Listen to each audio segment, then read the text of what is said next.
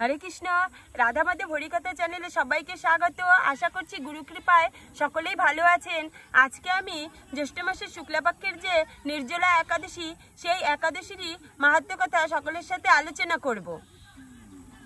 এই निर्जला एकादशी অনেকে বলছে 6 জুন পালন করতে হবে, আবার অনেকে বলছে যে 7 জুন পালন করতে হবে। কিন্তু এই বছর 2025 সালে এই निर्जला एकादशीর ব্রত 7 জুন শনিবারেই পালন করতে হবে। এই একাদশীর ব্রত পঞ্চ পাণ্ডবের মধ্যে সর্বশ্রেষ্ঠ পাণ্ডব ভীমসেনও এই একাদশীর ব্রত পালন করেছিলেন বলে এই একাদশীর নাম হয়েছে পাণ্ডবা নির্জলা বা ভীমসেনী একাদশী। এই পাণ্ডবা নির্জলা একাদশীর ব্রত অত্যন্ত মাহাত্ম্যপূর্ণ। বছরে 24টা একাদশীর মধ্যে এই যদি কেবলমাত্র এই নির্জলা একাদশীর ব্রত পালন করা যায় তাহলে বছরের এই 24টা একাদশী ব্রত করার সমান ফল লাভ হয়ে যায়। তো সকলেই সঠিকভাবে এই निर्जला एकादशीर ব্রত পালন করবেন। জ্যৈষ্ঠ মাসের শুক্লাপক্ষে এই निर्जला एकादशीर ব্রত সম্পর্কে ব্রহ্মবৈবর্ত পুরাণে ভীমসেন ব্যাস সংবাদে বর্ণিত আছে। মহারাজ যুধিষ্ঠির বললেন, হে জনার্দন, জ্যৈষ্ঠ শুক্লাপক্ষের একাদশীর নাম ও মাহাত্ম্য কৃপাপূর্বক আমার কাছে বর্ণনা করুন। শ্রীকৃষ্ণ বললেন, এই একাদশীর কথা মহর্ষি ব্যাসদেব বর্ণনা করবেন, কেননা তিনি সর্বশাস্ত্রের অর্থ ও তথ্য পূর্ণরূপে জানেন। রাজা যুধিষ্ঠির ব্যাসদেবকে বললেন, হে মহর্ষি দ্বৈপায়ন, আমি মানুষের লৌকিক ধর্ম এবং জ্ঞানকাণ্ডের বিষয়ে অনেক শ্রবণ করেছি। আপনি যথাযথভাবে ভক্তি বিষয়িনী কিছু ধর্মকথা এখন আমার কাছে বর্ণনা করুন। শ্রী ব্যাসদেব বললেন, হে মহারাজ, তুমি যেসব ধর্মকথা শুনেছ এই কলিযুগের মানুষের পক্ষে সেই সমস্ত পালন করা অত্যন্ত কঠিন। যা সুখে সামান্য খরচে অল্প কষ্টে সম্পাদন করা সম্ভব অথচ মহাফল প্রদান করে এবং সমস্ত শাস্ত্রের সারস্বরূপ সেই ধর্মই কলিযুগে মানুষের পক্ষে করা শ্রেয়। সেই ধর্মকথাই এখন আপনার কাছে বলছি। উভয় পক্ষের একাদশীর দিনে ভোজন না করে উপবাস ব্রত করবে। দ্বাদশী দিনে স্নান করে শুচিশুদ্ধ হয়ে নিত্যকৃত্য সমাপনের পর শ্রীকৃষ্ণের অর্চনা করবে। এরপর ব্রাহ্মণদের প্রসাদ ভোজন করাবে। অশৌচ আদিতেও এই ব্রত কখনো ত্যাগ করা যাবে না।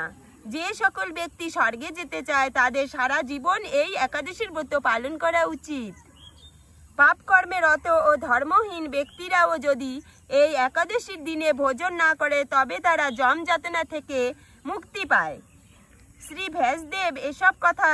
ব্যাসদেবের এসব কথা শুনে গদাধর ভীমসেন অশ্বত্থ পাতার মতো কাঁপতে কাঁপতে বলতে লাগলেন, হে মহাবুদ্ধি পিতামহ, মাতা কুন্তি, দ্রৌপদী, ভ্রাতা যুধিষ্ঠির, অর্জুন, নকুল ও সহদেব এরা কেউই একাদশীর দিনে ভোজন করে না।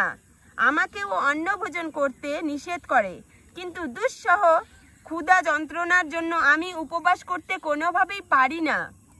ভীমসেনের এরকম কথায় ব্যাসদেবে বলতে লাগলেন, যদি স্বর্গাদি দিব্যধাম লাভ তোমার একান্ত ইচ্ছা থাকে তবে উভয় পক্ষের একাদশীতে ভোজন করবে না।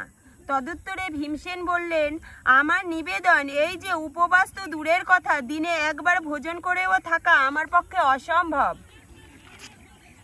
কারণ আমার উদরে বৃক নামক অগ্নি রয়েছে, ভোজন না করলে কিছুতেই সে শান্ত হয় না।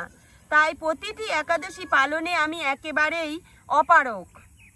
হে মহর্ষি, বছরে একটি মাত্র একাদশী পালন করে যাতে আমি দিব্যধাম লাভ করতে পারি এরকম কোনো একাদশীর কথা আমাকে নিশ্চয় করে বলুন।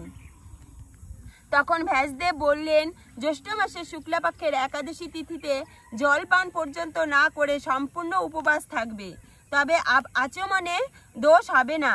ওই দিন অন্নাদি গ্রহণ করলে ব্রত ভঙ্গ হয়ে যাবে। বছরে অন্যান্য একাদশী পালনে অজান্তে যদি কখনো ব্রত ভঙ্গ হয়ে যায় তাহলে এই একটি মাত্র একাদশী ব্রত পালন করলে সেই সব দোষ দূর হয়ে যায়। দ্বাদশী দিনে ব্রহ্ম মুহূর্তে স্নান কার্য সমাপ্ত করে শ্রীহরির পূজা করবে। সদাচারী ব্রাহ্মণদের বস্ত্রাদি দান সহ ভোজন করিয়ে আত্মীয় স্বজন সঙ্গে নিজে ভোজন করবে। এরূপ একাদশী ব্রত পালনে যে প্রকার পুণ্য সঞ্চিত হয় এখন তা শ্রবণ করো। সারা বছরের সমস্ত একাদশীর ফলই এই একটি মাত্র ব্রত উপবাসে লাভ করা যায়। শঙ্খচক্র গদা পদ্মধারী ভগবান শ্রী বিষ্ণু আমাকে বলেছেন, বৈদিক ও লৌকিক সমস্ত ধর্ম পরিত্যাগ করে যারা একমাত্র আমার শরণাপন্ন হয়ে এই নির্জলা একাদশীর ব্রত পালন করবে তারা সর্বপাপ থেকে মুক্ত হতে পারবে। বিশেষত কলিযুগে ধন সম্পদ দানের মাধ্যমে সদ্গতি বা স্মার্ত সংস্কারের মাধ্যমে ও যথাযথ কল্যাণ লাভ হয় না। কলিযুগে দ্রব্য শুদ্ধি নেই, কলিতে শাস্ত্রোক্ত সংস্কার বিশুদ্ধ হয় না, তাই বৈদিক ধর্ম কখনো সুসম্পন্ন হতে পারে না। হে ভীমসেন, তোমাকে বহু কথা বলার আর প্রয়োজন কি? তুমি উভয় পক্ষের একাদশীতে ভোজন করবে না। যদি তাতে অসমর্থ হও তবে জ্যৈষ্ঠ মাসের শুক্লাপক্ষের একাদশীতে অবশ্যই নির্জলা উপবাস করবে, এমনকি জলও গ্রহণ করবে না। এই একাদশীর ব্রত ধনধান্য ও পুণ্য দায়িনী। যমদূতগণ এই ব্রত পালনকারীকে মৃত্যুর পরও স্পর্শ করতে পারে না। আবার পক্ষান্তরে বিষ্ণুদূতগণ তাকে বিষ্ণুলোকে নিয়ে যান। শ্রী ভগবান ওই দিন থেকে নির্জলা একাদশীর ব্রত পালন করে তাই জন্য এই একাদশী পাণ্ডবা নির্জলা বা ভীমসেনী একাদশী নামে জগতে বিখ্যাত হয়েছে। এই নির্জলা একাদশীতে পবিত্র তীর্থে স্নান, দান, জপ, কীর্তন ইত্যাদি যা কিছু মানুষ করে তা অক্ষয় হয়ে যায়। যে ব্যক্তি ভক্তি সহকারে এই একাদশীর মাহাত্ম্য পাঠ বা শ্রবণ করেন তিনি বৈকুণ্ঠ ধাম প্রাপ্ত হন। তো এই হচ্ছে নির্জলা পাণ্ডবা একাদশীর মাহাত্ম্য কথা। যেহেতু এই একাদশীর নাম নির্জলা, তো সেই কারণে এই একাদশীর পালন হবে পরদিন 8ই জুন রবিবার সকাল 7:12 মধ্যে। খুব তাড়াতাড়ি পালনের সময় আছে রবিবারে 7:12 মধ্যে। তো সকলেই সময় মতো পালন করে নেবে। কোনোভাবেই পালন কিন্তু সময়ের থেকে আগে করা যাবে, সময়ের থেকে পরে করা যাবে না। তো সকলেই এই আগামী নির্জলা একাদশীর ব্রত পালন করবেন। হরে কৃষ্ণ, রাধে রাধে।